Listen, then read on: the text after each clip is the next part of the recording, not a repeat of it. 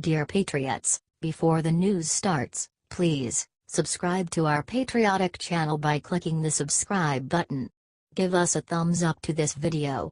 Don't forget to leave your opinion below in the comments section. Share the news on Facebook and Twitter so you friends see it. Thank you. The FBI will expose Hillary's dirtiest files if everyone does one simple thing now. Clevenger, a New York lawyer, filed a Freedom of Information Act request concerning Hillary Clinton's email investigation in March 2016. Last week he heard back from the FBI regarding the request, and guess what? His request was denied. Why was it denied? According to the FBI, not enough public interest was shown to justify completing the request. The FBI says that it will only release records from files of former investigations if the subject directly consents, is deceased, or if there is strong public interest in the case. FBI Records Management Section Chief David M. Harvey bolstered the last claim, telling Clevenger in an email that you have not sufficiently demonstrated that the public's interest in disclosure outweighs personal privacy interests of the subject. And also, it is incumbent upon the requester to provide documentation regarding the public's interest in the operations and activities of the government before records can be processed pursuant to the FOIA. Now, considering that the Clinton email investigation was a major scandal during the 2016 election that captivated a good part of the electorate, I'd say that seems like public interest to me. Clevenger was specifically looking for documents that were filed after referral to the Department of Justice from former House Oversight Chairman Jason Chaffetz, who asked the DOJ to investigate and determine whether Secretary Clinton or her employees and contractors violated statutes that prohibit destruction of records, obstruction of congressional inquiries, and concealment or cover-up of evidence material to a congressional investigation. Clinton was found to have used a secret, non-government, server during her time as Secretary of State.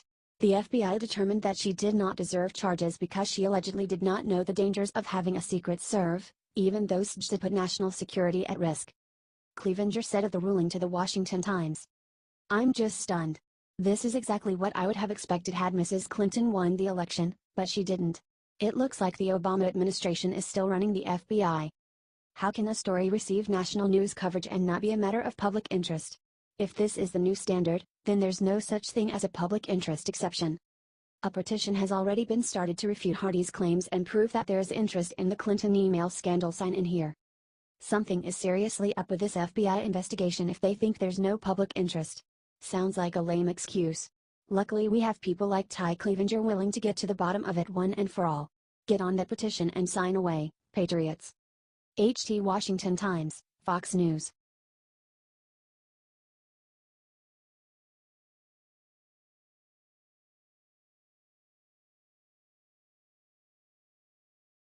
Hell froze over Paul Ryan bends the knee, look what he finally sacrificed.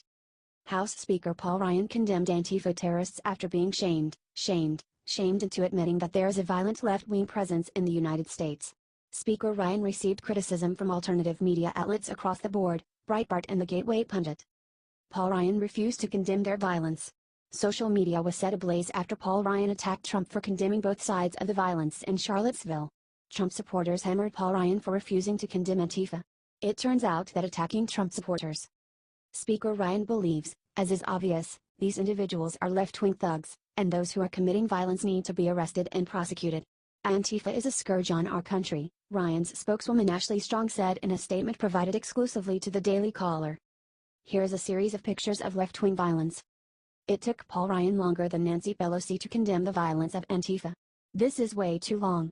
The mainstream media bitches and whines about Donald Trump and Charlottesville.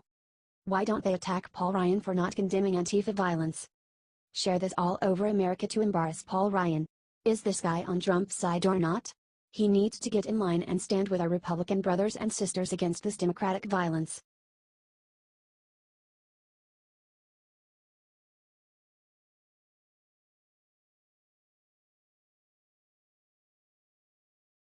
Yikes, Harvey just shut down gas supply to these states. Is one of them yours? The devastation from Hurricane Harvey has been tragic for sure. It continues in Houston and surrounding areas, so we should continue to pray for those people. But the problems from Harvey are not contained just to Texas. There's flash flood warnings in Tennessee for the next 2 days. And now, a major pipeline is shutting down. This will happen today.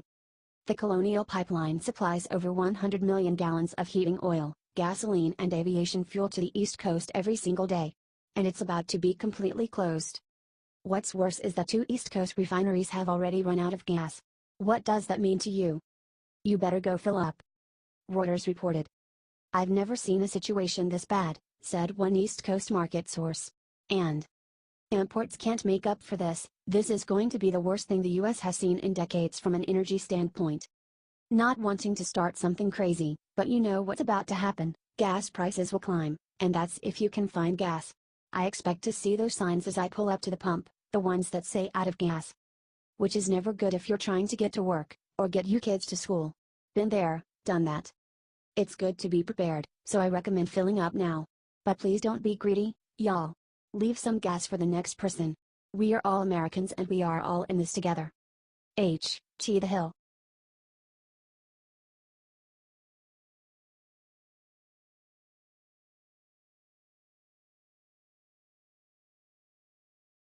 Double trouble. Mueller just teamed up with top Dem to do the unthinkable to Trump. There has been all kinds of talk since day one about President Donald Trump pardoning himself or one of his supporters to sabotage the Russia investigation. Despite there being zero evidence that he would do that. Special investigator Robert Mueller just found a surefire way to rip the presidential pardon away from Trump. Mueller is teaming up with the New York Attorney General to make Trump unable to use his presidential pardons. The reason this will work is because Trump, a New Yorker, could possibly be charged with a state-level crime by Attorney General Eric Schneiderman. Since presidential pardons only apply to federal crimes, he would be unable to use them. Mueller and Schneiderman have already been sharing evidence and information with one another while running 2 parallel investigations into the president. If this seems like a shady tactic, it absolutely is. Still, it's important to remember that none of these little tricks of legality will amount to anything unless they can find real, indisputable evidence that Donald Trump rigged the 2016 elections with Russia.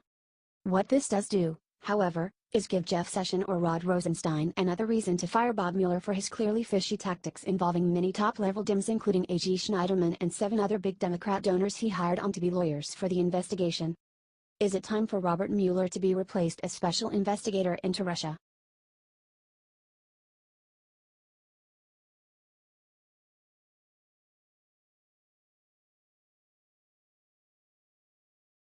Right after Christie's dirty betrayal, Arpaio slammed him with one brutal question. New Jersey Governor Chris Christie went on MSNBC Wednesday and talked about President Trump's pardon of former Sheriff Joe Arpaio.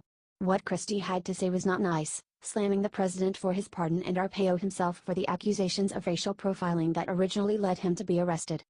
My understanding has always been that one of the prerequisites you look for in giving a pardon is contrition for what you were convicted of. I didn't see that in Sheriff Arpaio.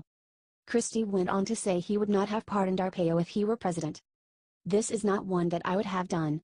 Although Christie later added that President Trump had the absolute right to pardon. Arpaio did not take this sitting down, going on an interview with a radio station to blast Christie's comments. I think he was a U.S. attorney, he should know the laws. You don't have to say you're guilty for a pardon, and I am not guilty, and the president understood that.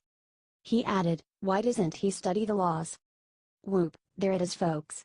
Chris Christie, you were okay in your day, but you're lame duck governor and you just have to step aside and let the Republicans in power do their work if all you're going to do is criticize. The last thing the president needs right now are former allies turning against him. Share this out if you agree. H.T. The Hill.